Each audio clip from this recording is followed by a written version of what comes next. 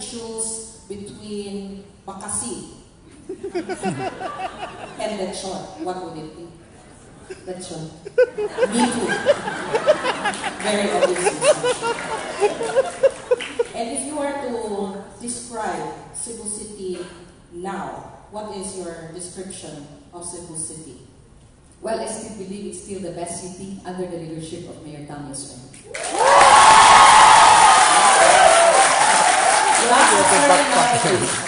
Name your weakness as a leader and name a possible strength of your opponent. My weakness is I have a big heart. That's my weakness. And my opponent is lost.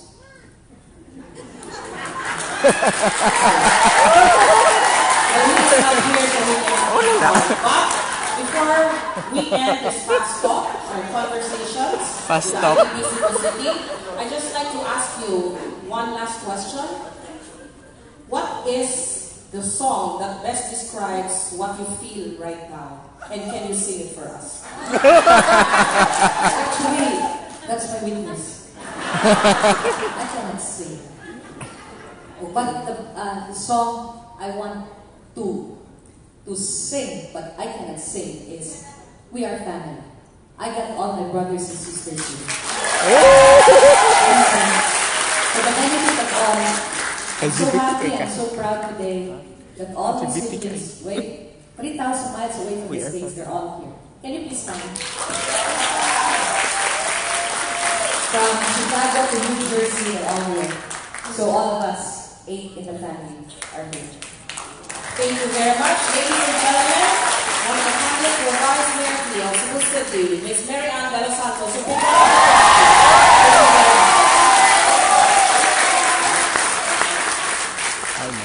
And now I think we will proceed.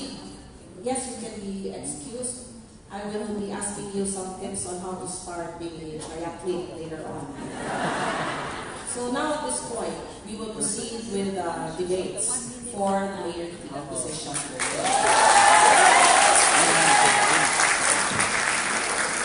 And please allow me to occupy the seat of the mayor.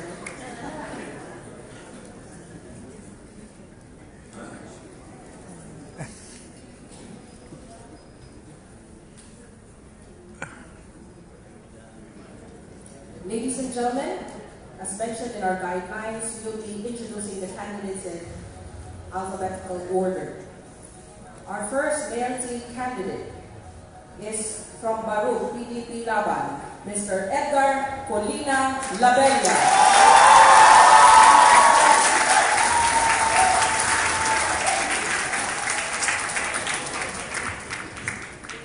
And the candidate of Bando Osmeña, Pundo Kauswagan, or BOPK, Mayor Tomas.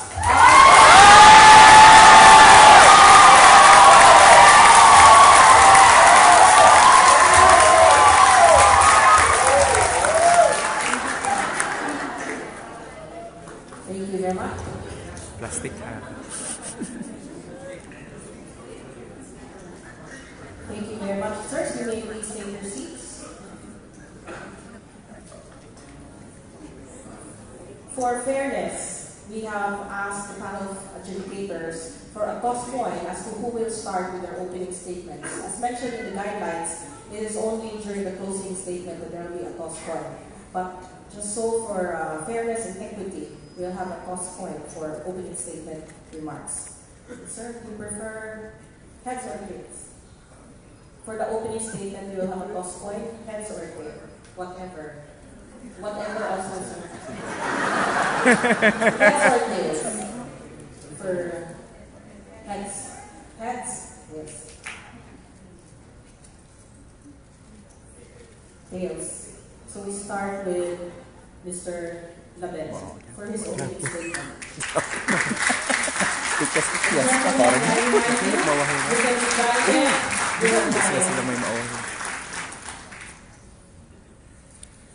Good afternoon. Integrated Philippines, Cebu City Chapter. Fellow workers in government, students, ladies and gentlemen, may hapon ka ng tanan. Our city's difficulties and impact come with a problem that keeps up. We are facing with a three-headed monster: flood, traffic, and garbage. Baha, basura, traffic. Our leadership has become stuck also. Ladies and gentlemen, I am Ricardo Pulila, candidate for mayor. I offer myself to be the next mayor of Cebu.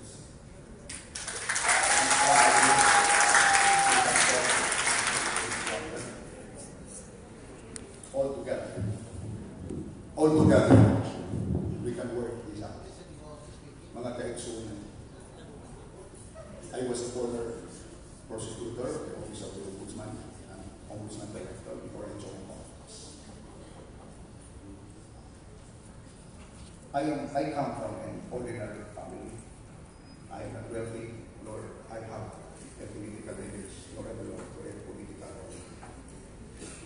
And I am willing to serve with utmost integrity, efficiency, and quality. What was the line? And I ask you, is asking to support, to be able to serve is our own beloved city, the city of Cebu.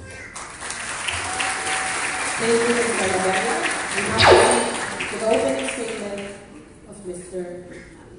Australia.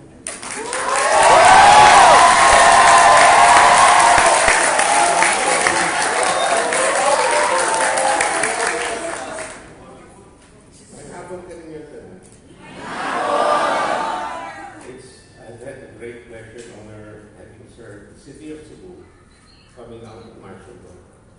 And I've also had the distinction of working in my first term with another Australia, Lito Spain. And through the years, your first year, we were the architects of Cebu.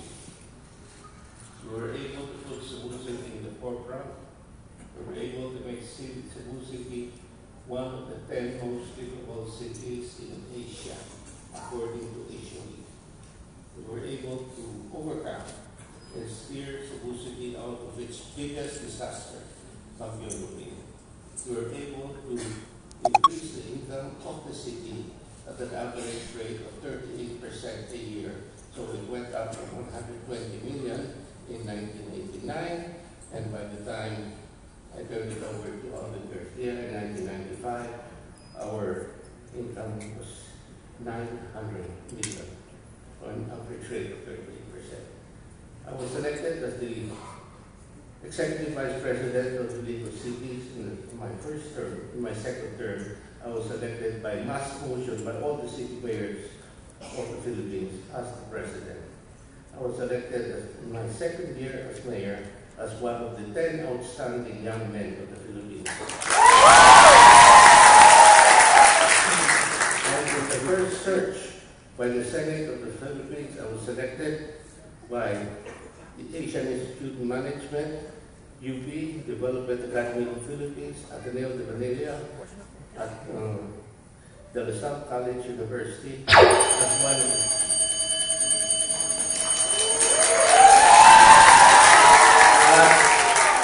as the most outstanding city mayor in the Philippines. Thank you very much, sir. Thank you very much, sir. We will just strictly observe the time for the opening. And after which, we will give you time to expound more. Yes, well, thank you very much.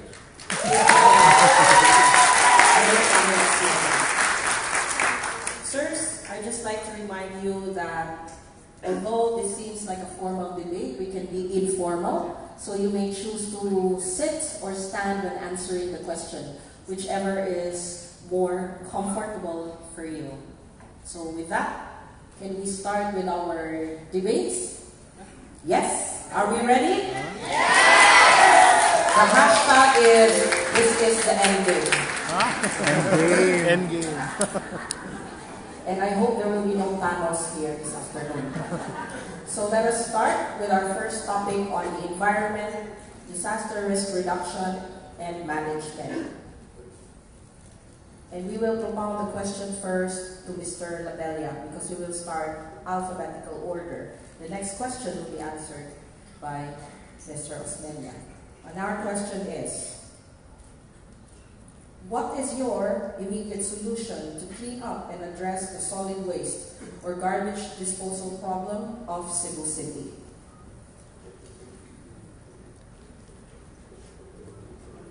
The immediate solution is to have a massive dredging of our waterways.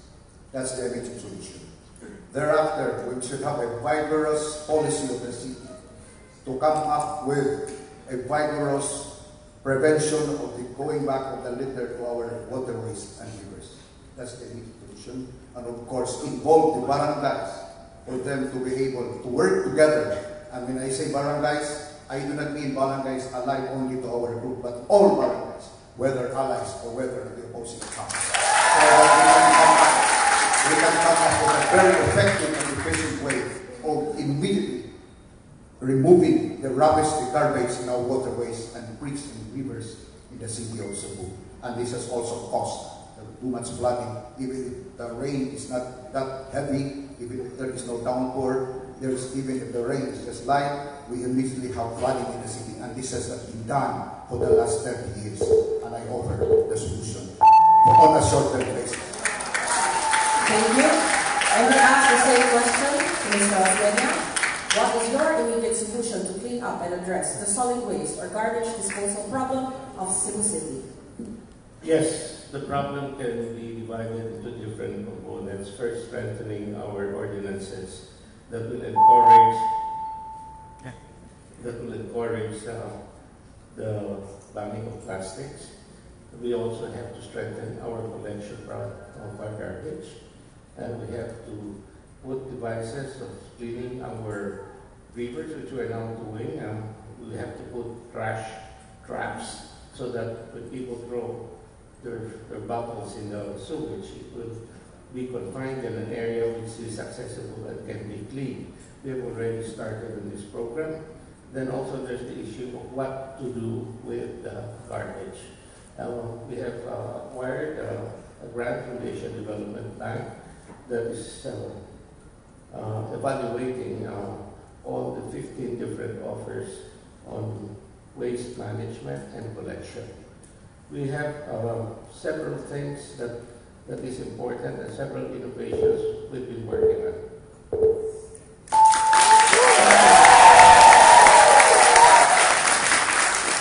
First, I noted that you are surprised by the sounds. I am surprised myself. Nevertheless, this is just a guide so that we will stay within our time limit and hopefully it will not be I am so surprised by the sound next effect. questions. Our next question will be asked first to Mr. Osmeña. Is Cebu City prepared in terms of disaster risk reduction and management and climate change adaptation, particularly in handling disasters brought about by strong typhoons, earthquakes, and landslides? You can use your microphone here, sir. It's not hypothetical. I have done it. We have been through the worst disaster through I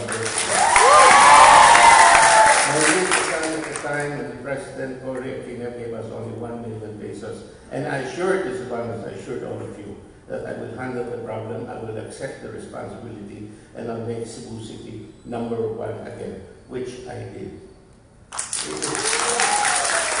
Disaster is very important in getting the right people to think the right way. There are two components in disaster. The first part is relief, that everyone must be able to be helped, that the last person is fed. The second part is the rehabilitation. The first part is very important. Remember, the city of Cebu also addressed the disaster in Leyte, and we were able to solve the problems over there. Thank you. Okay, copy-paste. Cebu City prepared in terms of disaster risk reduction and management and climate change adaptation, particularly in handling disasters brought about by strong typhoons, earthquakes, and landslides. We have to admit the fact that our community has become a calamity-prone community. Disasters, fires, man-made disasters natural disasters. Yes, we are prepared and we have done that several times. And we've been a part, not only the executive department, but also the legislative department. But there is one more thing lacking, which we should have as soon as possible. We lack evacuation centers for our country. Not only victims of natural disasters, but also victims of demolitions.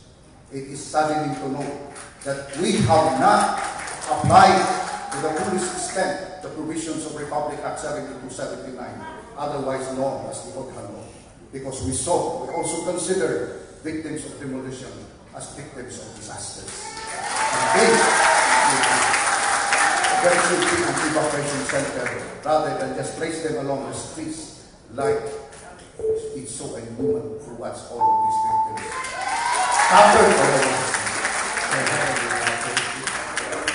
Mr. Osmeña, you have this 1 minute rebuttal.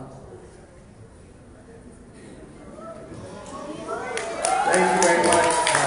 If it's true that the priority is disaster centers, why is it that the Belia and Rama spent us 20,000 pesos making each employee of City Hall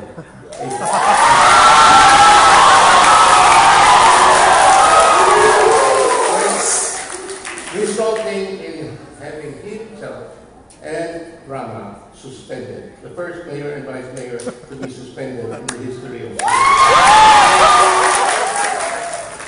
We will give the floor to Mr. Labella for a sorry rebuttal. But may I remind the audience once again that we need to temper also our cheering so that the rest of the audience can hear the answers of those who are speaking. And we will not hesitate to inform the rule of law here inside this venue, because we have a sergeant at arms, an officer of the IBP, and he will fairly and firmly ask you to refrain from doing it again. And if you do so again, we will have to let you out of the venue. And I'm also given a time to speak, so I should follow. So let us please respect one another when somebody's talking. Hopefully everybody can sit down and listen and just cheer after their answers. Are we agreed? Yes. Mr. Lavera, please, for a rebuttal of 1 minute. Just very short rebuttal. Poor employees of Cebu City, about 5,000 of them. We are also, so far as we are concerned, it is our respectful submission and interpretation that they were also victims of the student violence. It is just unfortunate that there was a different interpretation of the word victims in this particular case. But the case is still pending review with the court of appeals. That's not the sum. Thank you. And now we proceed with the last question on this topic. Is there a concrete short-term and long-term solution to address the perennial flooding problem in many areas in Cebu City? And we start with Mr. Lamela. Short-term solution to the flood of Cebu City. It is related to garbage. Even if the rain is not that heavy, it easily floods in Cebu City. Why? Because first, as I've said, our creeks have not been, our waterways have not been cleared of rubbish and litter. So as I've said, we must have an immediate excavation and deepening of our waterways. The other solution is, of course, to apply or study, make available the comprehensive drainage plan. It is unfortunate that, with due respect, this mayor has been mayor since 1988, and until now, we don't have a comprehensive drainage plan in the city. If elected mayor, I will assure you that I will convene right away experts on drainage so that we can right away study the possibility of having a comprehensive drainage plan for our city.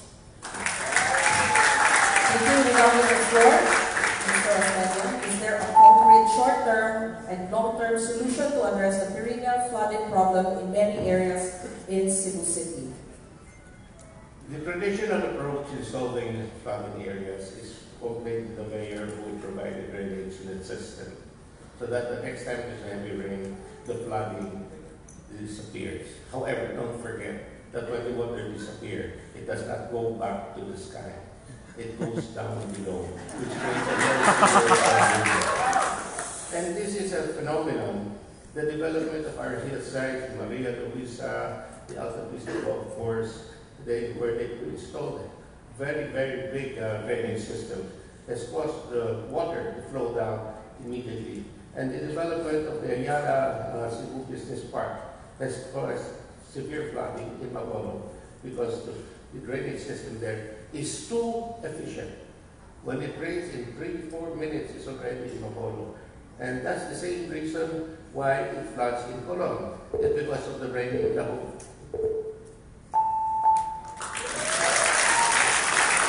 Thank you. You can have your rebuttal. 1 minute rebuttal. That's precisely the reason why we need a comprehensive drainage plan, because if our drainage system is sporadic, one after the other, from one area to the other, then of course there will always be flooding. It should be comprehensive, integrated drainage plan from all over the city, from the mountainside down to the plain. That's it. We will proceed with the next topic on health. And we will ask this question first to Mr. Osmeña. I will ask the first question on health and ask you to answer first. You will be taking turns. No, I will ask first. I'm sorry, I'm very unclear. Forgive me, I'm a bit nervous. I just host Miss Mandawi. I'm used to be good. And Miss IDP. The question is, how do you propose to make the Cebu City Medical Center self-sustaining yet free for Cebu City residents who cannot afford private health or medical care?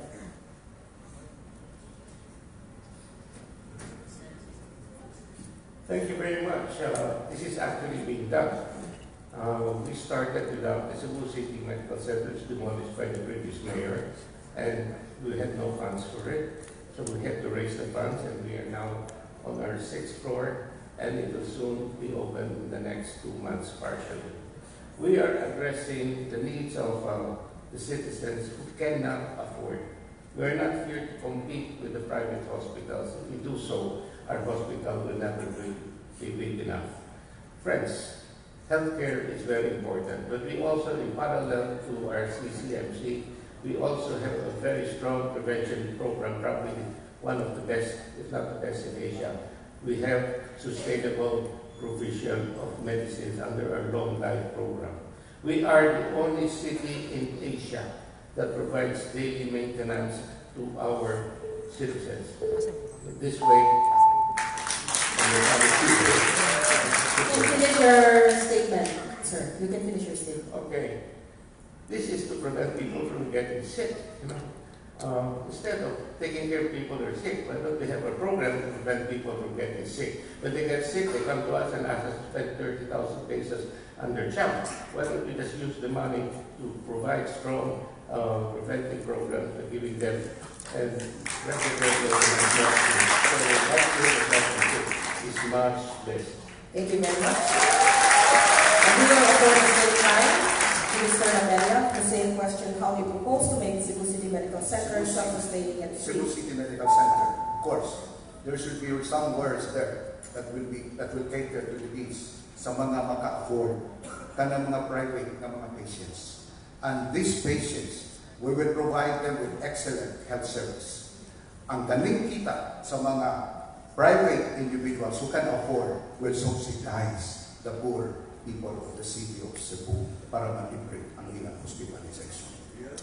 Ikaduha, para mabinusan ang mga pasyente sa CCFC, we will see to it that all the barangays which are densely populated, we will provide one doctor for each barangay para ang ating mga katauhan sa mga barangay kung pwedeng ang harapan sa barangay, hindi na tatong dito sa Cebu City Medical Center. Ikaduha, ang atong Cebu City Medical Center, ato yung butangan ng geriatric ward. What is the geriatric ward? That is the ward for senior citizens. because senior citizens, we do not only treat their ailment, but we also look after their physiological and psychological well-being.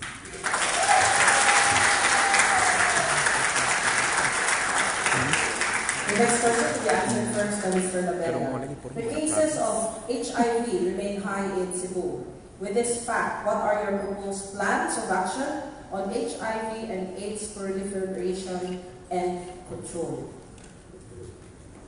During our previous administration with Mike Rama, we asked the chairman of the Committee of Health to make a bi-monthly report to the City Council of the incidence of AIDS and the incidence of dengue, so that also the City Council can monitor what is the status of course, this AIDS and dengue, because these are very life-threatening diseases. Secondly, we have to educate. Maybe organized forum for us to be able to educate our young people against promiscuous sex and for them to understand the ill effects of HIV. Of course, we have also to understand that these HIV patients are victims, but they are not culprits. So we have to have an understanding heart for them, and we will allow them to continue working and at the same time remind them of the seriousness epidemics. Same question for Senate. It is proper to say that there should be better education on HIV. But before we can do that, we have to organize them. The City of Cebu has passed the first legislation recognizing the LGBT.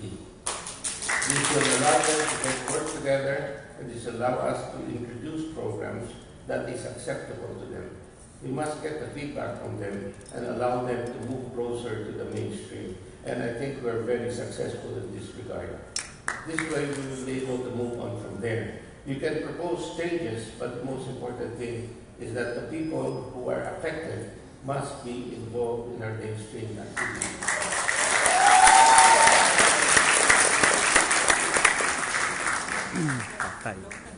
Attorney Michelle, maybe from the panel, we may remind the candidates that microphones are also provided on your table so that you don't have to stand up and use the podium. So because we feel that you might be uncomfortable with standing up and sitting down. So microphones, again, I remind the candidates, microphones are provided so that maybe it's better for me to stand and give the microphone to whoever needs to answer, because I feel I'm the younger one, so I should be moving. I think that would be a better arrangement. Would you agree, sirs? Instead of you standing, I'd be the one to walk to your side or the other side. I don't mind standing. I don't mind also for the benefit of the cameras. But at any rate, if you like, sir, you can use the mics. So we don't have to keep on standing. Because I have to show my respect and regard to the audience who are here. And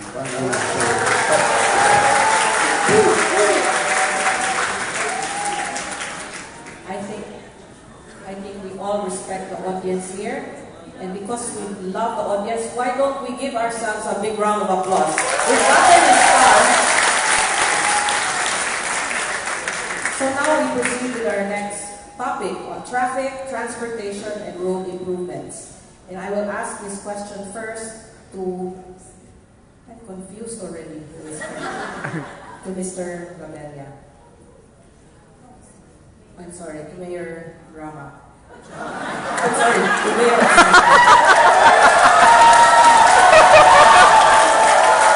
See, you are all making me nervous. I am so sorry, sir. Please accept my apologies. The name is Rama. Tomas de la Rama. That's right, sir.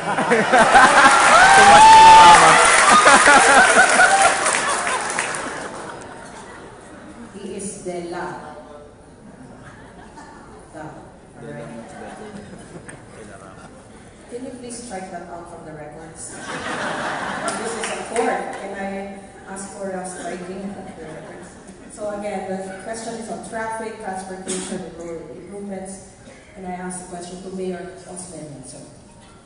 In CNN just this afternoon, government has allowed again the operation of ANCAS and good for 6 months, operate good for 6 months. How can the public be protected from these kinds of transportation, such as ANCAS or habal-habal, with respect to fare, safety, and convenience of the Cebuanos? By regulating the system, it makes it easier to manage. When they're illegal, then they're hard to control. Under the system of ANCAS, the rates are very predictable. Number two, they will go to you, they don't block the intersections. And number three, there's a certain high degree of safety in knowing that the driver has been screened and trained properly, or he will not be part of the system. Thank you. Mr. Lavero will ask you the same question. And how can we be protected from this kind of transportation?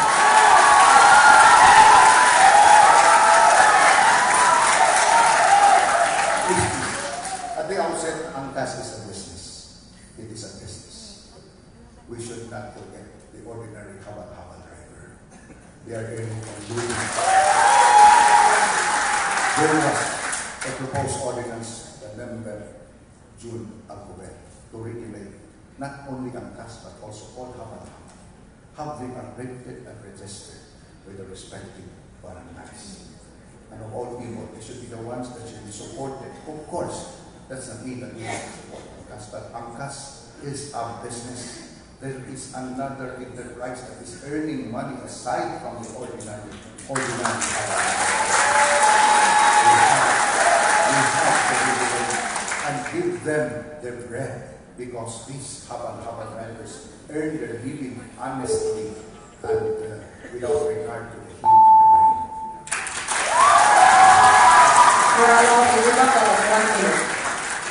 I'd just like to point out that when these drivers had to undergo this trauma of losing their jobs, Attorney Romania, who is a lawyer, remained silent. And I was the only mayor in the Philippines who actually went to Congress and fought for the legalization of this.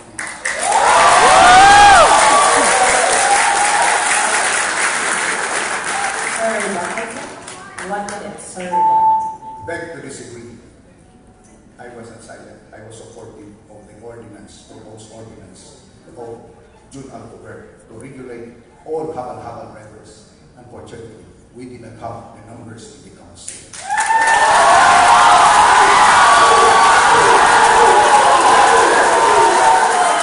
Can we ask the audience to please quiet down so we can proceed to the next question if there is more comment. Next question, and we will ask this first. Again, may we remind the audience to please settle down. The question is, what is being done to ease Cebu City's traffic problem and congestion? And what are the specific programs that can be done to address the worsening Cebu City traffic? And we start with Mr. Lavella. Cebu City's traffic problem is not isolated to Cebu City. There is a need to have all the local government units, Mega Cebu, Metro Cebu, to integrate one after the other. You know, there is a saying, no man is an island. We've got to have the modernize our traffic equipment and at the same time the integrated traffic system that will cover not only Cebu City but the entire urban metropolis, consisting of about 13 local government units in the entire Metro Cebu. Because if there is traffic in Andawe, there is traffic in Talisay, it does not mean that there will be no traffic in Cebu City. It should be an integrated traffic modicum for these neighboring local government units, so that we should get involved in Mega Cebu and Metro Cebu.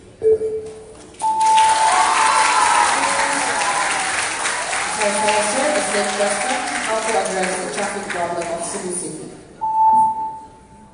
One of the things that I'd like to point out, that I have done more to solve the traffic problem in Metro Cebu than anyone alive brought in the second Mactan Bridge. The Bohol Circumferential Road was also one of my accomplishments. The Mactan Circumferential Road, AS Fortuna, the South Coastal Road, the SRT, the integrated traffic system by the Australians. We had the most sophisticated traffic system in Asia.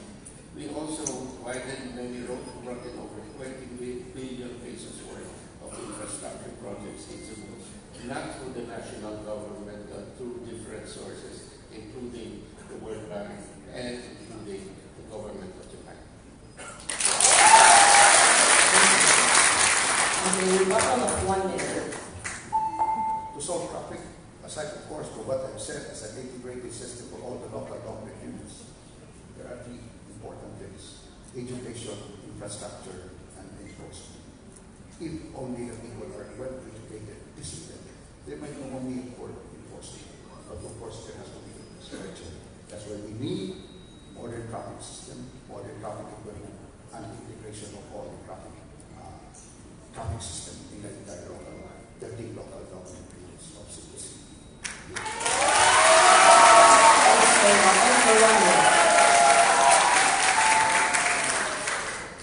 Education is not the same as enforcement. Education is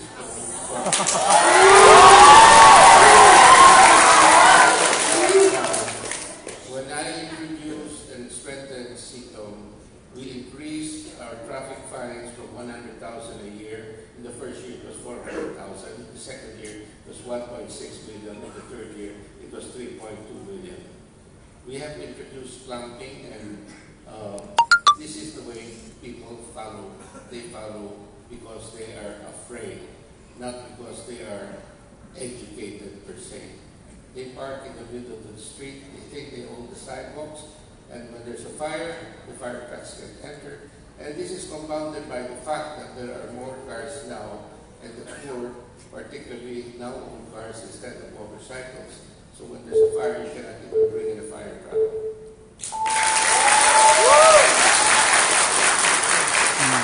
Still on traffic and road improvements, question in which will be answered first by Mayor Espina. Sir? You will be answering this question first, and allow me to read it.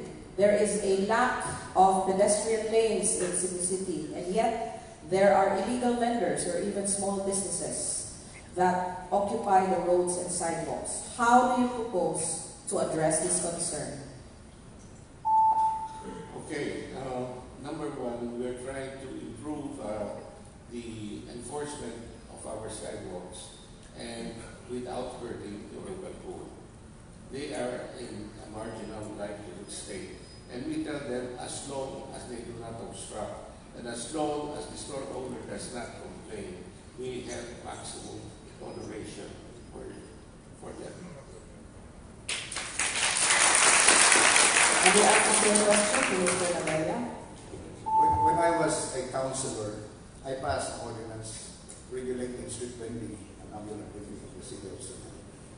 Make themselves organized into one body for them to have a self-policy, self-disciplining, self-regulating body, for them to be able to address all their concerns unilaterally, so that we believe that these vendors must be given the opportunity to earn a living. That's why there has to be an organization for them to be able to self-regulate, self-discipline among themselves. I passed the ordinance, but eventually it did not pass through. But I'm asking our members of the council later on, and I'll be mayor, that we should have a regulatory ordinance for our street vendors so that we will be given the opportunity to earn a living. There is a provision in the Constitution that no person shall be deprived of life, liberty, or property without due process of property.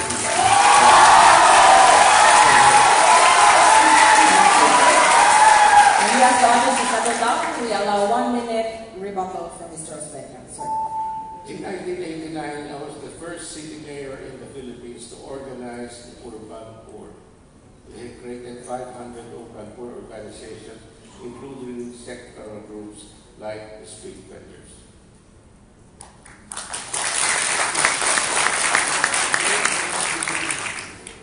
And now we proceed to the next topic on education.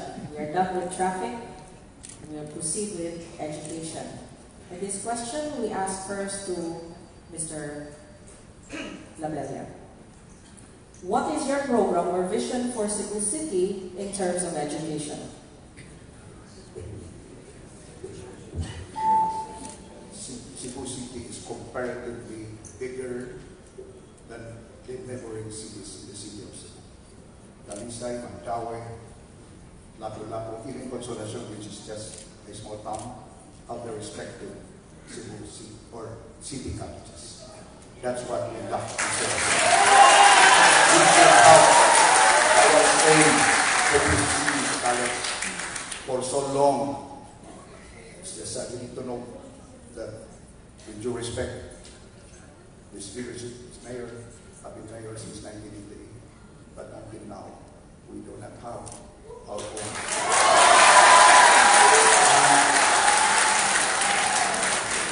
I think the very poor informal centers, this is an actual experience. One enrollment day, a mother came to me and said, that Thank you. We have the same question. Mr. Professor. It takes more than legislation. It takes dedication and devotion. And I would like to point out that Councilor Joy Yang, who's part of our group, invented the night high school. Without spending more money to build more buildings, 50 to 80,000 people in Cebu City were able to graduate high school with a minimum cost.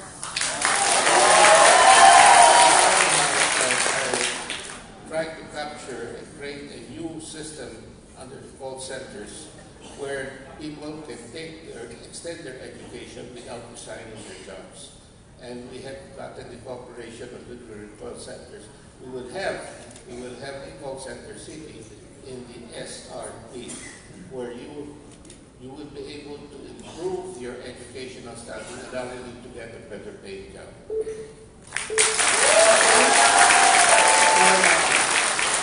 Next question, and we ask this, you sir. Do we have sufficient infrastructure that protects students in going and coming from their schools and universities? Do we have sufficient infrastructure? Yes, the city has appropriated this year's 200 million pesos to allow our students in the mountain barangays to go down and go to school every day. It's different from the standpoint that each barangay will have an air-conditioned bus with a fold-down desk. So while they're commuting down, they will be able to study. And when they go back in the afternoon, there are lights also where they can study. This way, they do not have to look for the and we have already figured out the buses. We have sufficient infrastructure that protects students in going to and coming from school. This is a personal experience after that earthquake. We expected all the school buildings in the city. Sad to say, we found out there are certain school buildings, Reno Mercado, Zapatera, that there is only the stairs on the one side of the building. God forbid, if that same earthquake happened, will happen again. There is only one stairs going up and down at the other side of the 4-story, 5-story building. There are no stairs for the students and pupils to go down. We should correct that.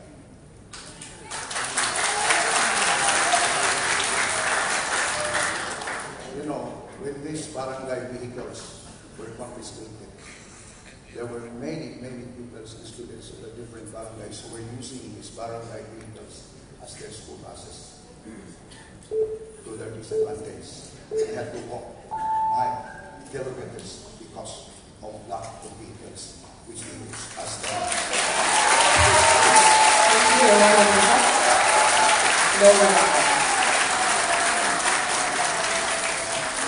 We'll proceed to the next topic on taxation, revenue generation, and business atmosphere. And we propound this question first to Mr. Labella. Panel of adjudicators, please guide me so I do not get confused again. Thank you. The question is, what improvements are needed to make Cebu City's business environment more competitive and dynamic? The city must have to be business friendly. Secondly, we have to cut red tape in securing business permits and building permits from the building office and the building officials.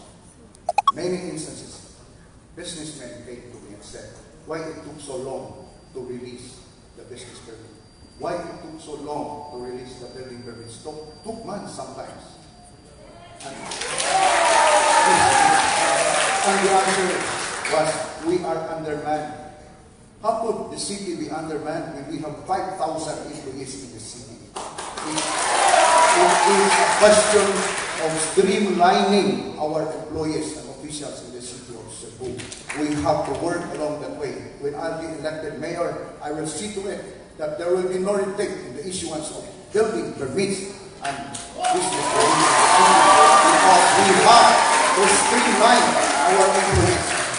We have an abundant number of workers, but sad to say, the reason for the delay and due delay is lack of manpower, and I cannot accept that. Thank you very much. The time is up. We ask the same question to Mr. Estela, what improvements are needed to be made to make Cebu City's business environment more competitive and dynamic? You know, bureaucracy is a major problem. It will continue to be. But I would like to remind Mr. Novelia that last year when there was a fire in Pasig, he would set up a special system of facilitating the fire victims' titles. And he asked for my full cooperation, which I give. But today I do not see a single title that's been processed.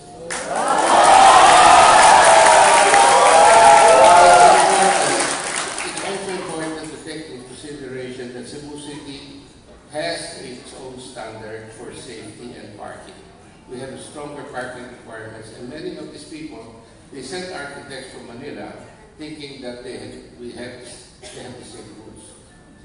And there's an issue also of fire safety, which they have to address. You can see what happened to Metro Gaisano. It takes 4 days to kill a fire that's on a building that's only 4 floors high. This has to be addressed.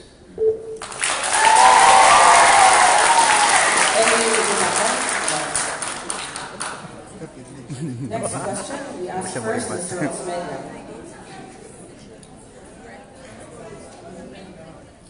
In 2018, a press release reported a 1.2 billion tax liability of the city composing of income tax and VAT deficiency of 471 million, 475 million interest penalty, and 235.5 million. How should the city prevent tax assessments of this kind, and who ought to be accountable for it? Thank you very much. You know, this is a problem of being able to pay so much in income taxes. But remember, the issue is, why do we have so much income in the first place? It's better to have more income and worry about the taxes than to have no income and not have any taxes.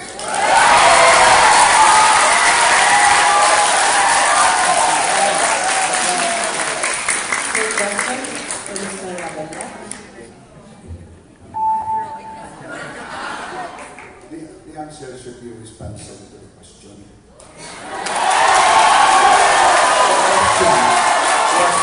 Who will shoulder the tax liability? The city government of Cebu should not pay tax on income tax because the city, please keep quiet. We do not pay income tax to BIR because we are both government entities. And we are not supposed to be liable for income tax to BIR. And I think that is the answer to that question. Again, may I remind the audience to please try to settle down for 1 minute rebuttal. May I suggest that you talk to your president, because I brought up that matter.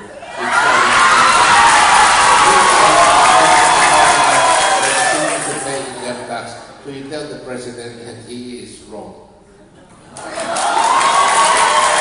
Rebuttal of 1 minute. No need to talk to the president. It is a provision of law. Under the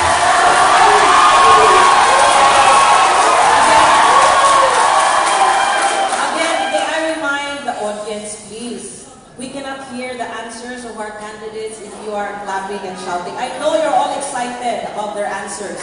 But we need to hear it, and so do our televiewers who could not witness it live, just like you. Alright? So ask again, please temper your cheering so we can hear the answers clearly. Okay? Any sir, sir? Go. Yeah, just another comment. No, I presume Mr. Tabet is saying that President Duterte doesn't understand the law.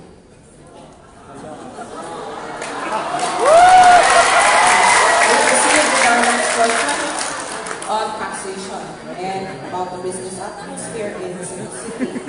And we would like to ask Mr. Labella to answer this question first. The SRP has been a subject of public interest because of the various issues concerning its utilization and economic benefits that it generates. Is there a long-term and sustainable urban development plan and revenue-generating scheme in SRP? And how can it be implemented to benefit the Cebuanos? Every development of SRP has an accessory or has a corollary effect of people engaging in business in SRP to pay real property taxes and business taxes. It is even very unfortunate that Ayala SM Consortium had already made a down payment and in fact made installment payments. But until now, they were not made to develop. But I do not want to elaborate any further lest I be accused of lawyering for SM and Ayala. But it is just unfortunate that they have not started the development plan. Their development, because the development plan is gathering dust in the office of the executive. We could have already a dome, an arena, and an ocean park there, and it could have generated thousands of employments. And, of course, real property and business taxes. Same question. Learn the lessons of the past. The province of Cebu sold 70 hectares to Ayala.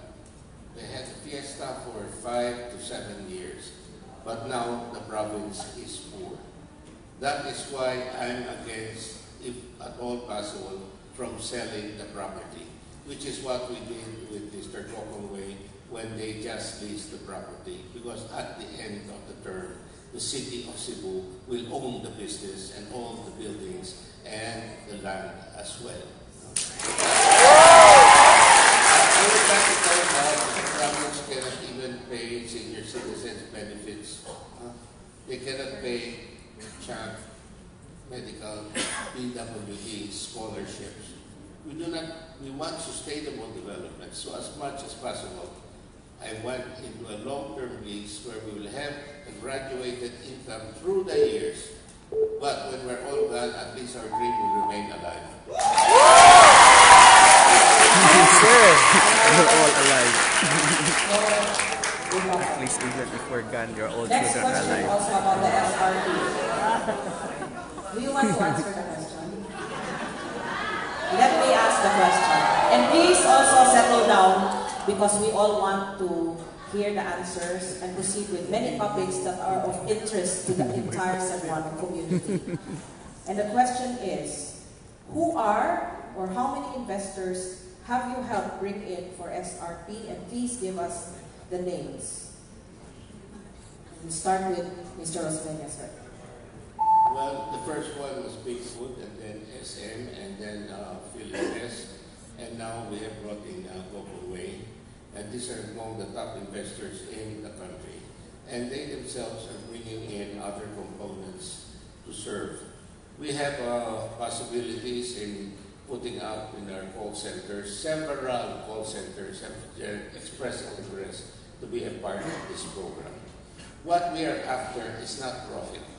What we are after is an enhancement and the enrichment of our human resource, which are the people of Cebu, for them to be the most educated workforce in the country, and for them to be able to earn a decent living so that they will not remain poor as what has happened in the past 50 or 70 years. Mr. Mayor, the same question. How many investors have you helped bring in for SRP? I am just Vice Mayor, just Councilor. I'm not Mayor.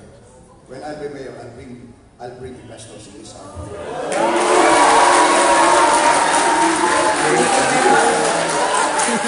Again, the audience, you can reserve your comments. You are not the ones debating, okay? So let them be debating. Right? Also, the other side, let's please try to settle down. Next topic is on tourism. And the question that I would like to ask first to Mr. Navelia. What must Cebu City improve on to ensure that it will remain as a top tourist destination in the Visayas, if not the entire country? During the previous administration, together with Mike Ruff, we have concreted roads going up to the mountains. And you see the mountain barangays.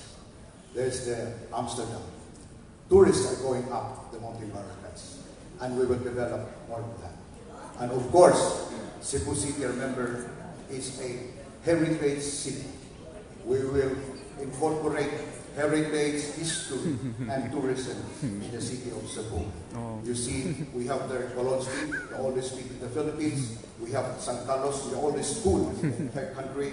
And we will incorporate Port San Pedro and all the other heritage and historical sites of Cebu City to attract more tourists. And as I've said, we have started to develop our mountain barangays, and we will continue to develop mountain barangay resorts like the Flower Amsterdam over there, and it has attracted tourists already from abroad and domestic.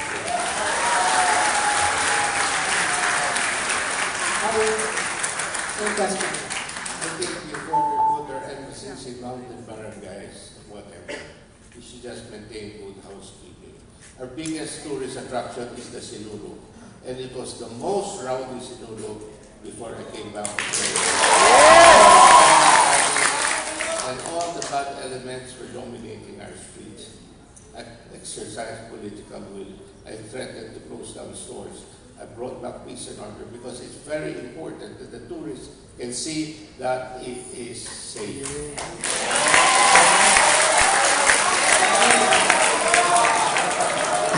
Next question on tourism. No I would rebut. like to ask Mr. Osmeña. Wait, rebut. What can you do, or how can you help provide opportunity to small and medium enterprises with the influx of tourists in the city? Good question, because you can see what is happening today, the rich get richer and the poor don't kind of stand a chance. There is a need to develop a system of creating small industries. We have the opportunity. You can see, for example, our small restaurants are doing extremely well. But you can see also, I'd like to remind you, when Ayala opened their mall, it was basically Cebuano stores. And then they kicked out all the Cebuano stores and restaurants and put in stores from Manila. This is not what I'd like to promote.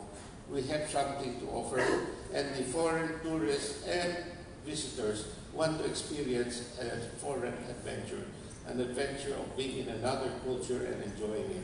And this is what we should focus on. Thank you.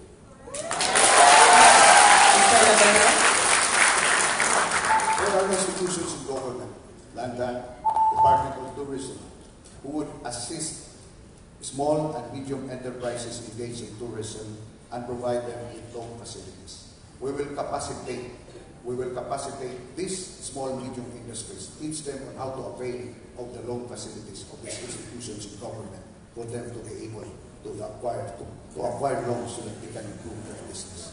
And let us also remember that this country has a very serious political and social imbalance. Too many have too little, while too few have too much of the good things in life. And this is one of the best ways where we can spread our resources so that we are going to have a big middle class and big middle class and help our small and medium enterprises. You want to 1 minute, Mr. Osmeña? May I kindly remind Mr. Amelia that I talked to Senator Loren Lagarda, who helped us facilitate the transfer of 675 million pesos for 10,000 peso loans for urban poor. And he complained, and we have it on record, that it's bad for his politics. And he blocked it. And this is something that I would like to point out. Many have already received their 10,000 pesos, but the others are still waiting for it. Mr. Rebuttal, 1 minute. A vice mayor cannot do that to a national agency government. And if it is true that I have prevented them from getting the 10,000 loan, then others will not have received the same. The reason perhaps why they are not able to receive because they are not able to comply with the requirements set forth by the regulation, by the institution. It's not true.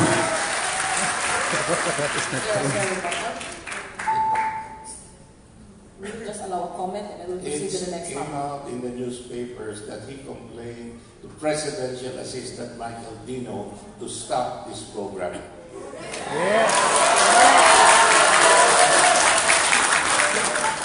Last word on this topic and then we proceed to the In next. fact, I urge the distribution of the 10,000.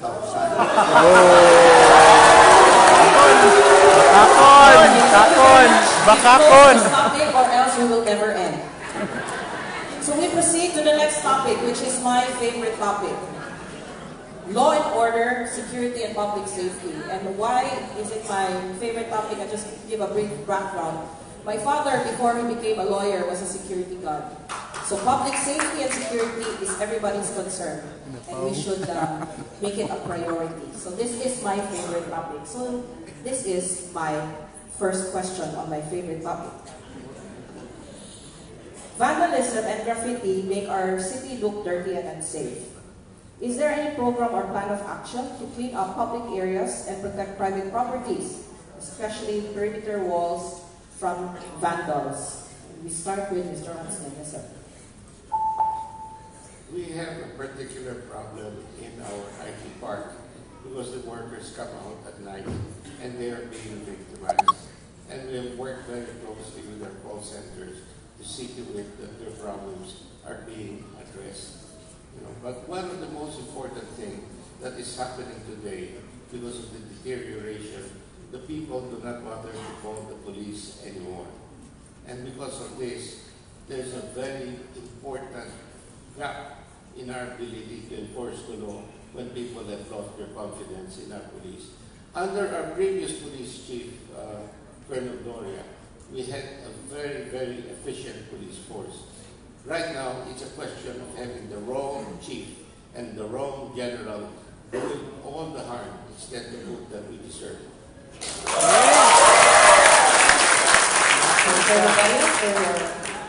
For law-abiding citizens, there is nothing to worry. The police is there, establish checkpoints, especially during this time of the year. And there were a number of illegal drugs that were confiscated. For as long as we abide by the law of law, there is really nothing to be afraid of.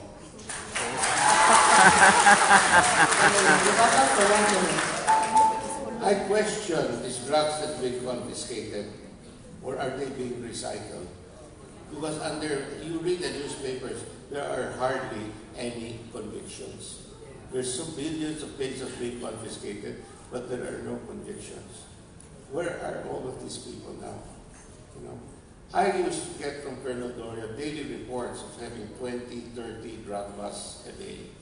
Small cases, he worked it out. Here, they only have cases that make the newspapers. 5 million discovered. Really? I don't believe that, very frankly. Where are these drugs now?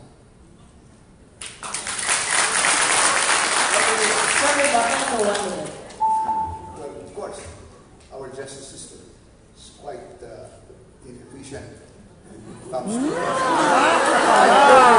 takes a long time before the cases are being filed. And I beg to disagree that these confiscated materials are hidden or disappear. They are being submitted to the prosecutor's office for immediate action. Of course, I cannot agree that there is rampant criminality initiated by the police. It is a very wrong conclusion. It has to be investigated thoroughly who are the culprits. We never know that this is a result of a political maneuvering just to besmirch the reputation of the police and, of course, of the opposing political camp. We proceed to the next question. And this is the last question on public safety and security. I wanted to ask a lot of questions, but we have a time limit, and also the candidates will be asking each other 5 questions each. So I hope you're ready with your 5 questions. And this is the last question: law and order, security and public safety. There is a city ordinance that requires business establishments to put up CCTV cameras, but some of these businesses do not have cameras, or if they do, they are not of good quality. So the question is, does Cebu City have an integrated security plan to procure CCTV cameras to monitor not only peace and order, but also traffic and disaster management efforts? And we start with Mr. Labella.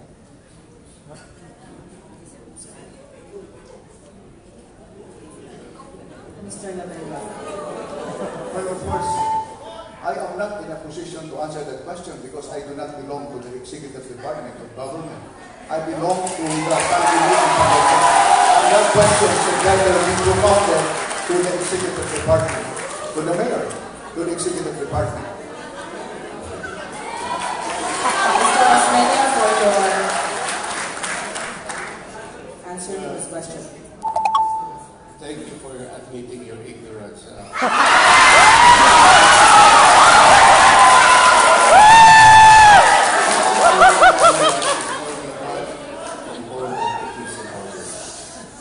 We even have appropriated funds to put CCTV cameras in jeepneys. And it's a changing technology, and we have to take into consideration other factors such as the interconnectability of all of these cameras. In the event of typhoon, we are completely immobilized. Then there is a need for us to monitor remotely all the different intersections. We are trying to keep up to date with the changes in technology, and it's changing every month. It gets better and better. But as you can see, even those who are victims of crime are caught in CCTV cameras. It's good that a good mayor admitted the inefficiency, that there is no sufficient CCTV cameras, in spite of the ordinance.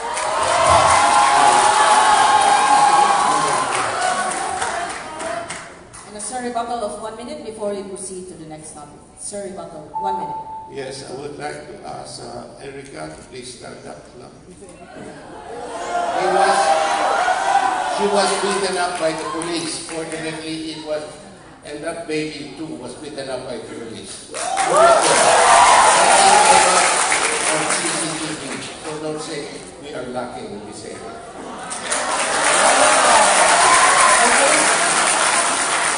May we remind the candidates to please avoid alluding to the audience. Number 2, please do not give insult tirades against each other. Thank you very much. Thank you very much, President Oliva. So now we proceed with the last question before we proceed to the short questions. Nai long, nasai short. Which do you prefer?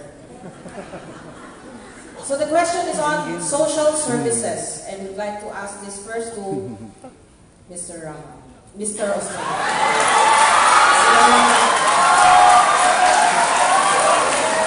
I'm very sorry, sir. You know, I will admit, can we keep quiet? I will admit, last night, I was looking at your Facebook page, and there are several. And it is stated there, Tomas de la Rama Osmeña. And I said, how ironic that you have the name of both a great man and also the name of your opponent before. But I stand corrected once again, Mr. Osmeña. I'm very sorry, sir. That's okay. Can you please forgive me? And again, notice to strike out from the records. social services. By 2025, that's a few years from now, it is expected that 10.25% of the population will be senior citizens. And I think that will include me. What framework or how will you set up the framework to improve the quality of life of the Filipino elderly, especially the Cebuano senior citizens? You're referring to senior citizens. Yes. We have the strongest program for senior citizens. We pay 1,000 pesos a month to our senior citizens. Not only that, approximately 20% of our senior citizens who get these benefits are not really from Cebu. They just enroll over here to avail of these benefits. Senior citizens have no savings, and we have to set aside something to make the rest of their lives easy. We provide daily delivery of medicines to senior citizens. We're the only one in the world that does this, because we don't want them to go to the health center and look for their medicines. We deliver. This also serves as a warning system if they don't feel well, if they're under attack. All they have to do is tell the volunteer that they're sick, and we will take care of that.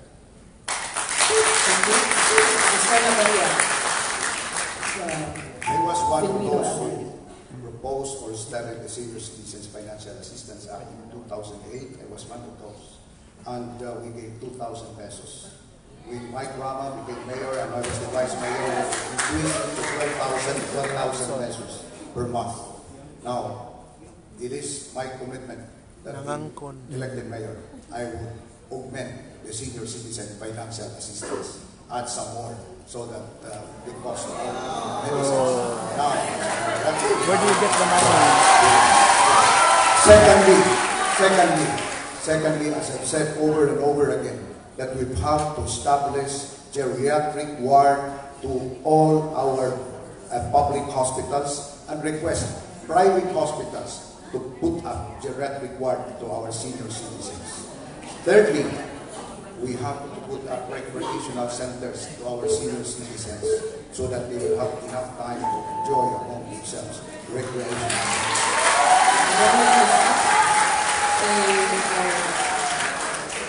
Next question.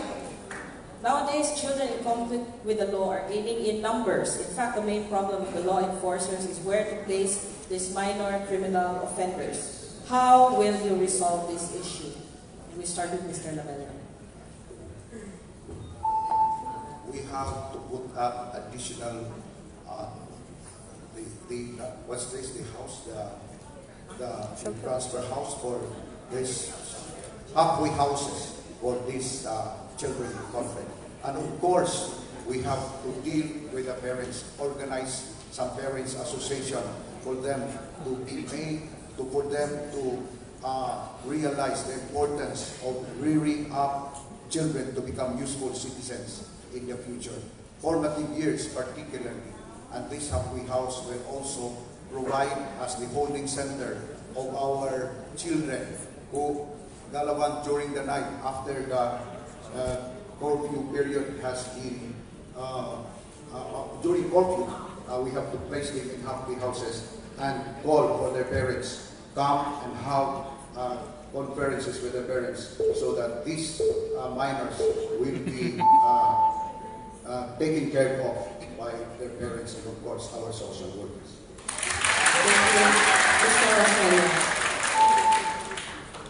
We have done this a long time ago. We have put up the Parian drop-in center, the first one of its kind in the country.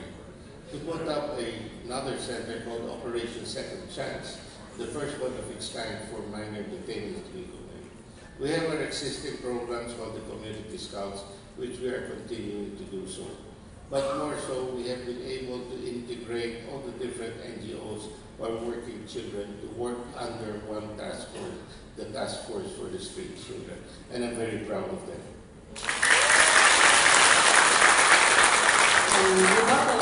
Yes, it's true. It's a success. But go around 6 o'clock in the morning. Go to Puente Osmeña. Go to Osmeña Boulevard. You can see children 6 years old speaking rugby all over. Have we effectively implemented that program? It's a fact. Children all over are scattering in the city, and even underneath the bridge there at Country Mall, you can see all of them.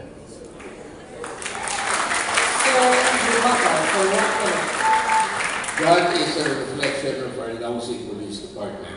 We do not have the capacity. We spend 100 million pesos a year giving the police cars, vehicles, and gasoline. It's their job, and they're not doing it. Okay, the next question is social services. We go to the short question, so you will not have a hard time. You can just take your mics, take your microphones, please. End game. I'd like End to game. remind the audience to please, again, avoid unnecessary comments. We have security to drag you out if we Drag you hear out. more unnecessary comments. Thank you. Thank you for reminding me. I'd like to ask my friends just to dump a little bit. Let's make this a little more wholesome. Thank you. I know both parties are passionate as their leaders. We're done with the long questions. We have our short questions. So please hold your microphones, and then the adjudicators will answer first. Okay, let's start. Name your greatest inspiration. Greatest inspiration. Can you just point? You can answer first. Just one word answers. Going by alphabetical order, we ask Mr. Labella to answer first. Okay. My father, Dele Eugenio Labella, because he was an epitome of humility. Your greatest inspiration. For me, it's just one of themselves. In spite of everything else, they try hard and they endure. And they endure it with a smile. That's my greatest inspiration.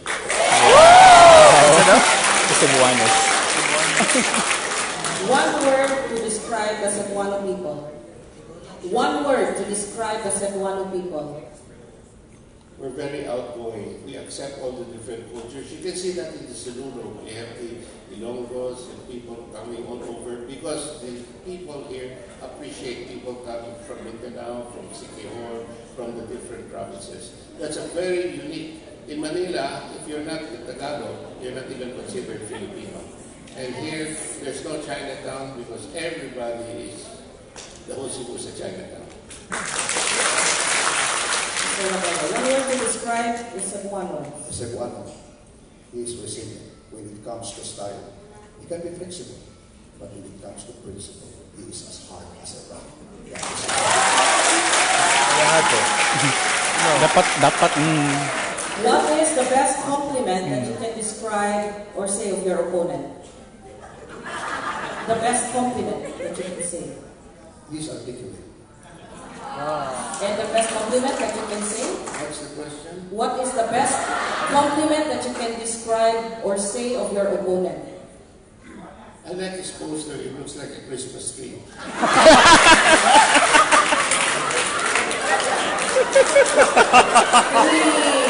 Quiet down, please. You know, Christmas is a very special occasion. So let's just simmer down because it's still elections. Christmas is still December. For Mr. Labella, what is the worst description you can say about yourself? Myself? I'm sorry. Mr. Osmenda, sorry. The worst description you can say about yourself? I get angry sometimes, and it's because I can't help it. When I see people who are persecuted and being abused, I can't help but feel angry. I'm not supposed to, but I feel very angry like what is happening today. End game. The worst description that you can say? I cannot withstand corrupt officials.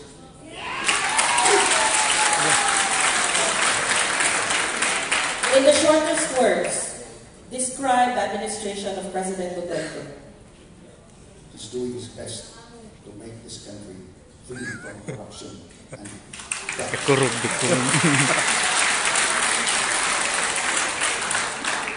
he has done a good job against drugs, but he has some bad people there.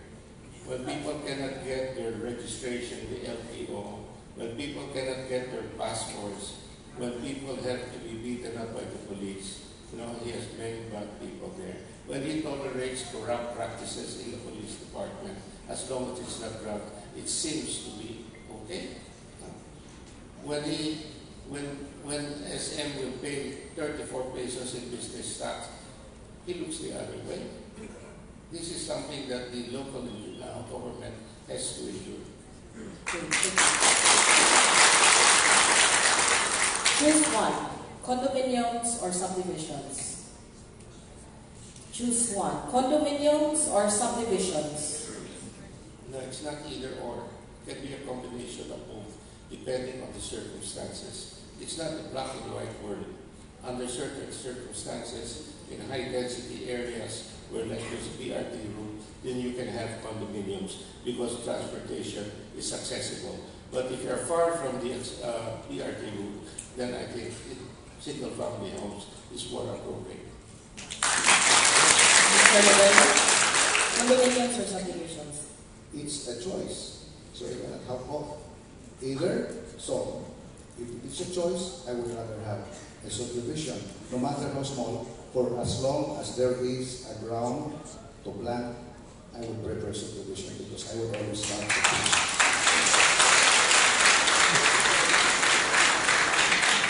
You are to choose one, flyover or road widening. Of course, it's very expensive, but road widening. Flyover or road widening? It depends on its application, but for maximum efficiency, a flyover is more important, of course. People don't have to cross and intersect with the other, mix with the other, or crossing traffic. And this is the last short question. What is your greatest strength to make you win the mayoralty race in Cebu City? Your greatest strength. What is your greatest strength to make you win the mayoralty race in Cebu City? It's a wish, not a strength. I wish the people would believe in me.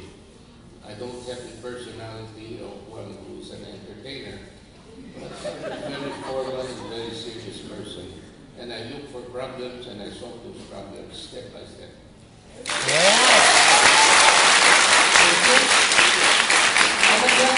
What is your greatest strength to make you win the mayoralty race in Cebu City? I am just an ordinary man, like many of you here. An ordinary man with no political leanings in Cebu City. An ordinary man who does not have wealth, but only the passion to serve. And this will take for ordinary people like me to be given the opportunity to serve Cebu City. And of course, if given the opportunity, I will not serve for long, maybe shorter than the term limits, because I will always prepare for succession. And that is the best trait of a person, not to perpetuate himself in our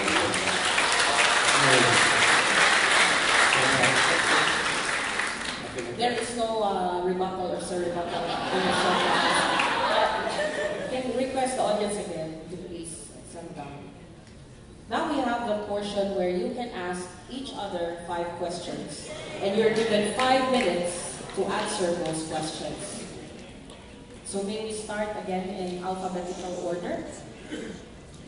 This is the next segment already, that is to ask their 5 questions. Ma'am, the panel has decided to ask Mr. Osmeña to stand. Thank you very much. Enjoy. Question I would ask Mr. Rebelde, you come from Barangay Mayoral, you've been a city councilor for 9 years, you've been vice mayor for 6 years. What are your 3 biggest accomplishments in Barangay Mayoral? As councilor and vice mayor, as either one, whatever. Okay. What have you done? As councilor, as a public official, I have done many things. Look at the record. Many infrastructure in Mayoral, like bridges. Yes, please. Please. But all those infrastructure, look at the record, the POE. I do not want to place my name as a project of Edgardo Labella because that is not me. What is used there are the public funds, the taxpayers' money. As a public official, I am not supposed to put my name over there. And of course, my primary duty as a member of the council is to pass ordinances and resolutions, and as vice mayor to preside sessions in the council.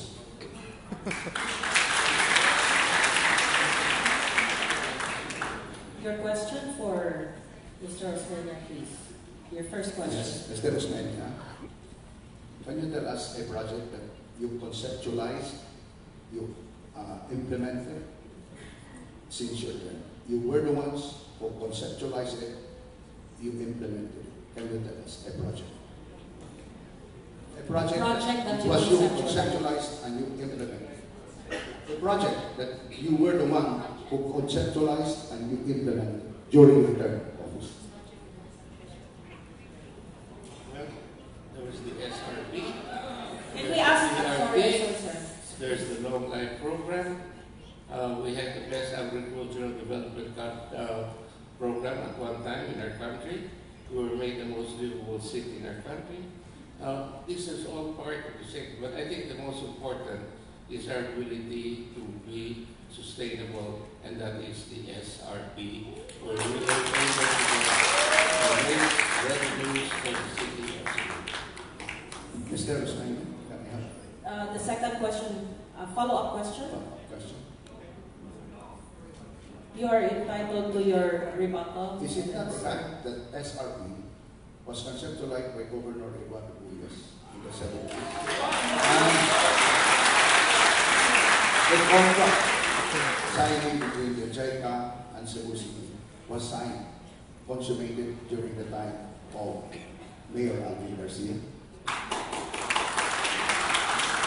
Can we ask the audience to please refrain from clapping so that we can hear the answers? Yes, sir, we proceed. The SRP was first conceptualized by Don Sergio Osmeña Sr. When it was identified as an area for development. But that's not adding flesh to the story.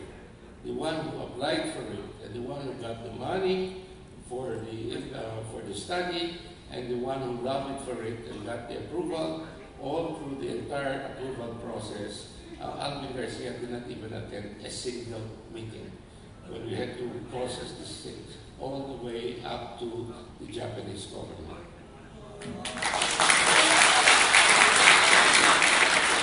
Please ask your second question for Mr. Labella. The people of Cebu are suffering, and there are people who are crying. I would like to introduce to you to Renato. Renato, please stand up. This is that father and mother were killed by the police. Please sit down. His brother is a living witness to the incident. I would like to ask Mr. Rivera, don't you have any feelings for these people? You say that it's okay? Is this what you're trying to say? Please say. Again, we would request the candidate not to allude anybody in the audience, but there's a question. If you are okay with to answer. I sympathize with that man. That really happened to him. I sympathize with him. Of course. Look at the eyes. I sympathize. That's the question. I sympathize with him. Is there a follow-up question before we proceed with the question of Mr. Labella? Well, why did you speak out? What you say the actions of the police is just, they're just doing their job. Why do you talk that way? The brother is now hiding with me. He's the witness. He saw his mother being killed. A gun was put in her mouth and they pulled the trigger, and that's a policeman who did that. And then the father followed and begged for his life and he was killed. And they made their point. How come you don't like to defend them? How come you're not speaking out for them? In the first place, if that is your impression of the incident, why allude it to me? Why? I have nothing to do with With the crime. Nothing to do with the crime. Nothing to do with the crime. If you have your problems, if you have problems with the police, that's your own doing. Why me? Just because I am your political opponent? Okay, we will proceed to the second. Can we ask again the audience to please settle down? Can we ask Mr. Labella to propound your second question for Mr. Osmeña? At the SRP, there is a tower, the torre, that is built there. And it's a white elephant. And you spent 5 million for that. Why did you have that constructed? In the SRP, there is a torre that has been constructed which cost about 5 million. So the question asked was, why did you spend for that? The torre in the SRP. The torre in the SRP? The one Yes, in the it's a entrance? tower there. With the word South Road Properties. That's a water tank. Yeah, it's cost 5 million. Yes. And what's Yes, the that is a water tank. The whole thing is a water tank. The water tank is so ugly, and the SRP is our investment. I just want to make the SRP look nice. So I made it. Trabaho, unsay sod. The whole thing is a water tank. In case you don't know. Usa kay baw? Na water tank din. Okay, a water audience, tank. please settle down. So it is a water tank. So please settle down.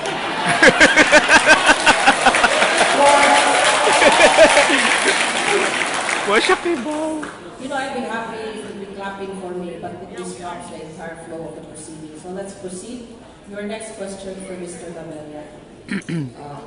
Your third.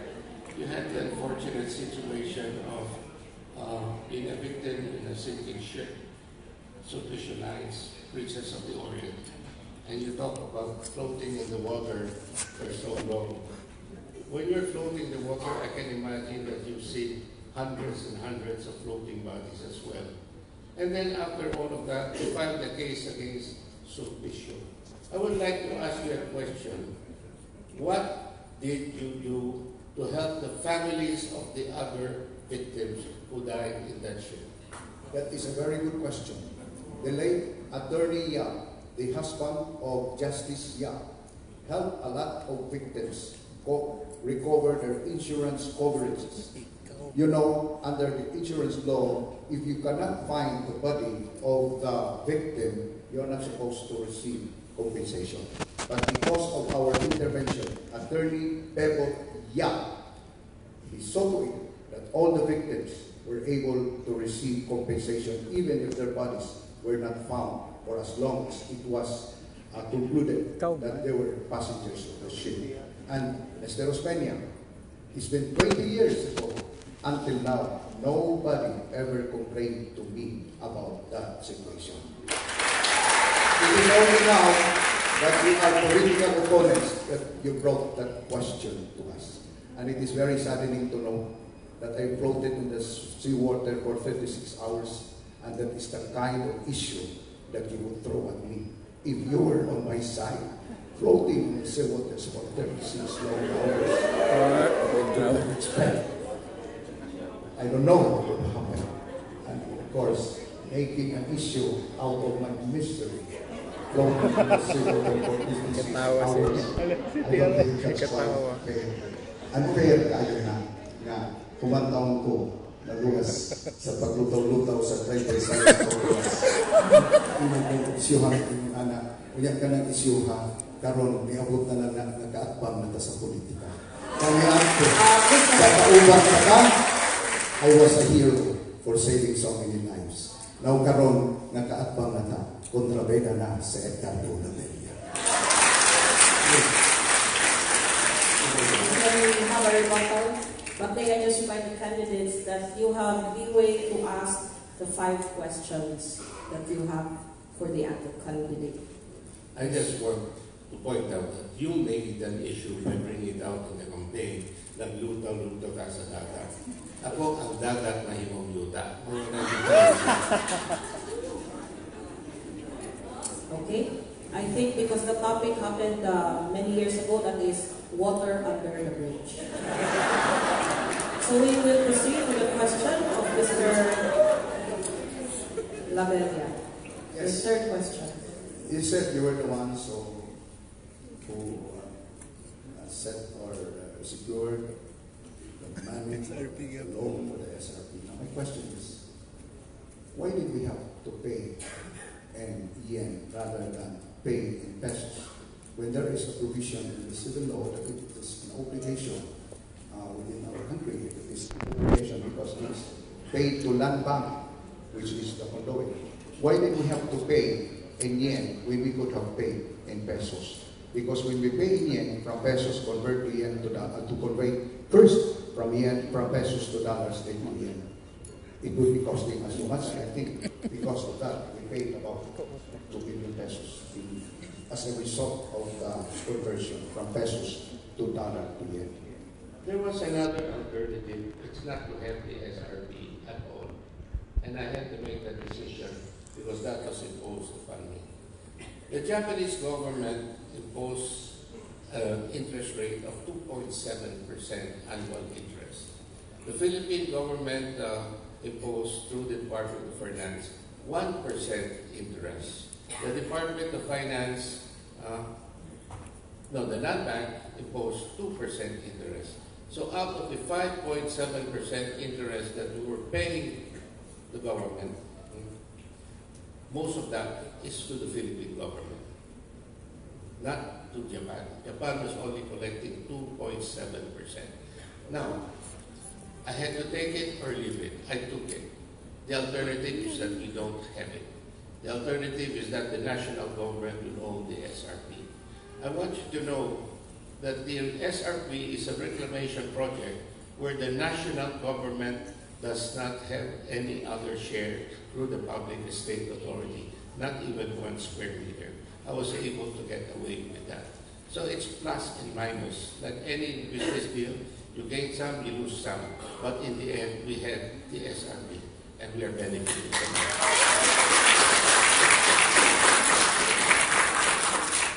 We now proceed with your fourth question for Mr. Labella. You have been in government for a long time. All through these years, I have seen you move. What is your greatest challenge in helping the poor people of Cebu? Of course, my greatest challenge is to improve their quality of life. And for these informal sectors, if we go to areas like Tabucan and Pato, they are living in subhuman conditions. And then, every now and then, you see them being demolished, like the one in Tipadilla. Government should have done something.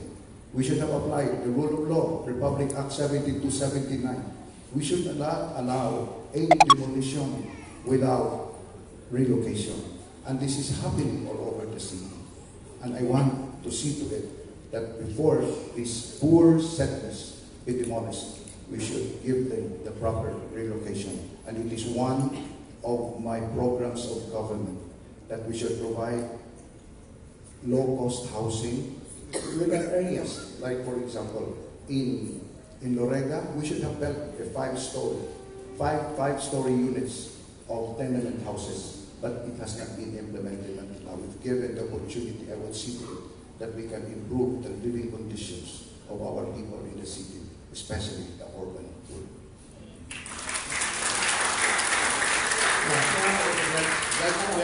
That's very noble. But when my grandma opposed my proposal for a land swap for 5,000 homeowners to own their own land, my grandma opposed it and says, "Ang kanse ang syudad." Why did you support my grandma in that stance? I was not supporting my grandma. Along the way, there were times that we contradict each other on matters of issues. Does not mean that because we belong to the same political party that I always support him. We have differences too, but on matters or things that both of us can agree, we agree. So you have it on record that you oppose the land swap. Of course, I did not oppose the land swap. You I was supported even the it. chairman. I was even the chairman that studied a land swap deal with Ilario Davidi as my. I was the one who studied the deal. That And is- it cost. Yes, Mr. Okay. I was the chairman. I was the one who recommended for the land swapping. I know I have a copy of that document. Yes, I was the one. You were the one who formed the Yes. committee. But after that, when Mike Rama opposed it, you went along with Mike I Rama in went opposing along it. with so far as the land swapping is concerned. Land swapping, how could I agree with him when I was the one who was the one studying the social cost, the social effect of the land swapping? I signed as chairman of the ad hoc committee that studied the land swapping deal with the VD and the Luz, I think, as members. I was the chairman and I was the one who advocated the land swapping deal in my committee report submitted to you. So why did you not speak against it? I spoke against it, but I No, you spoke didn't against vote it. against it. I spoke against it. And we end that issue on that question, so we can proceed with the fourth question of Mr. Badalian. During our time, the budget of the Basura was 159 million. Now it's almost 600 million. Why is it that our city is still very dirty? You go all over the city, rubbish is all around. That's true. And that's a fact that really cannot be. Why, Mr. Mayor? In spite of the almost 600 million budget.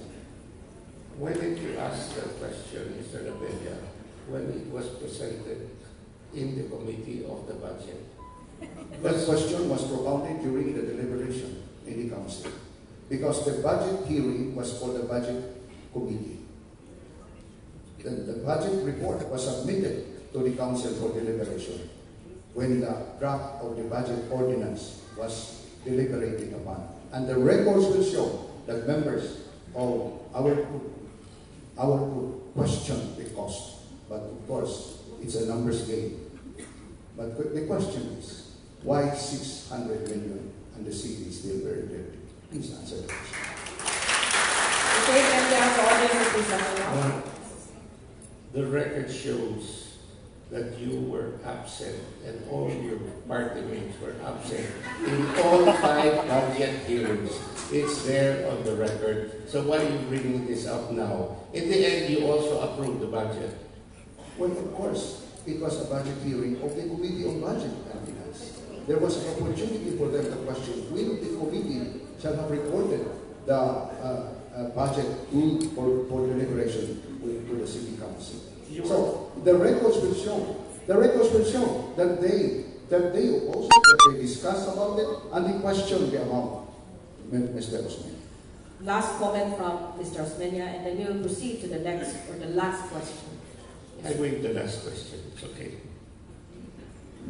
No more questions? You waive your question? Since he is waiving his question, would you also like to waive yours? Or do you have another question? You know, I am a fair man. If he wait, I will also wait. On that note, when they are waiving their last questions, maybe they can wave at each other?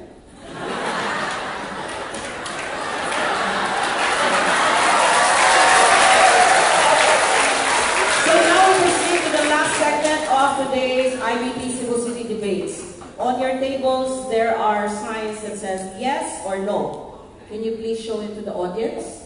The yes is in green and the red is in no. And we will ask you a question and you can just answer by raising your answer, which is either a yes or a no. Okay? Is that clear? Yes or no? No, maybe. It's not fair if it requires something more than yes or no. But Yes, let's start. but there is a but. We will give you the opportunity to expound your answer after we refer it to the panel of adjudicators, because I am just the moderator. So, are we ready? Can you show your yes or no placards? Yes. Yes or no, sir? May we ask you to show it? the placard. I'm sorry, my voice must be very low, but just show your placard, yes or no. Right. First question, death penalty. Please show your answer to the audience. Can I add? Okay, you can... Yes, and of course, to include government officials who are charged of plunder. Because a government official who is charged of plunder does not only prejudice or does not only cause trouble or does not only jeopardize a particular individual, but even generations. So, yes to death penalty to include plunderers in government. Mr. Answer. My answer is yes, but if it's going to result in only the poor being killed, the answer is no. The justice has to be the same for everyone. It's clear that our system of justice is highly questionable. Many people get away scot-free. So my answer, if the government can strengthen itself to see to it that there's equal treatment for all, then the answer is yes. Next question. Yes or no? Cebu is still the Queen City of the South. Cebu is still the Queen City of the South. No. Yes. No? Yes. Would you care to explain your no answer? Everyone knows where there is a queen, there is a king. I'd rather be the king than the queen. Secondly, I don't like the second part where it says of the south. That means there is also a queen city of the north and a king city of the north. I think it just doesn't sound right. I've always said that Cebu City should be a city that is second to none. I agree, second to none, but still Queen City.